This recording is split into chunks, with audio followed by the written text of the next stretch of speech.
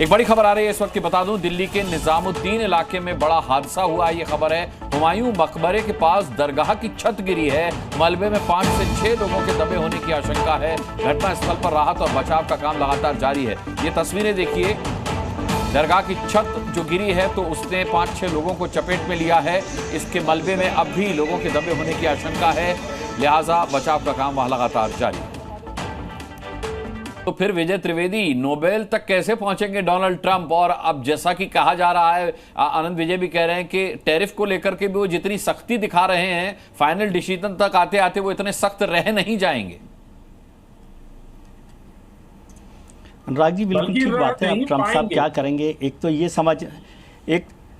तो ये समझना ज़रूरी है कि ट्रंप और पुतिन की जो मुलाकात होगी, यदि हम समझते हैं कि उसका भारत पर असर नहीं होगा, तो मैं समझता हूँ कि मेरे हिसाब से ठीक नहीं है।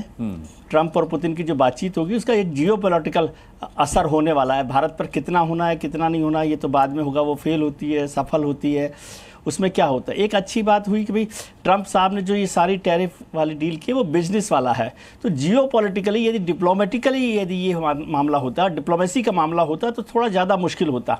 बिजनेस को तो आगे पीछे करके ठीक किया जा सकता है। और आज की ये बात ठीक है कि प्रधानमंत्री ने जो आज भाषण दिया सुबह रेड फोर्ट से, उसमें साफ कर दिया कि यदि ऐसी की ऐसी स्थिति भी बनी रहे तब भी भारत उसका मुकाबला करने के लिए तैयार है और जो ज़रूरत होगी वो तैयारी की जाएगी। जो स्वदेशी की बात की, जो बिजनेस की बात की, वो सारी चीज़ें, और एक साफ कर दिया कि भारत के इंटरेस्ट के साथ कोई वो नहीं किया जाएगा, समझौता नहीं किया जाएगा। तो ये महत्वपूर्ण बात है। लेकिन ये समझना कि ट्रंप पुतिन से हमारे कोई फ़र्क नहीं पड़ेगा बातचीत से, ऐसा नहीं है।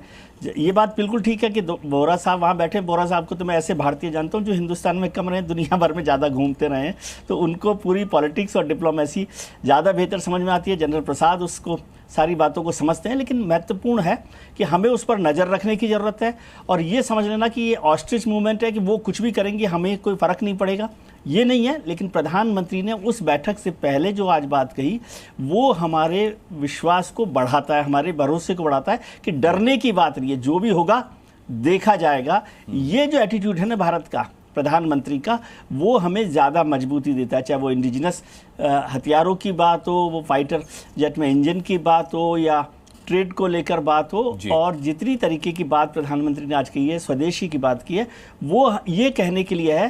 प्रधानमंत्री का भी मैसेज ये है कि कुछ भी स्थिति हो हम उसके लिए तैयार हों। ये समझना कि कुछ नहीं होगा हम पर, ये समझने को मैं तैयार नहीं।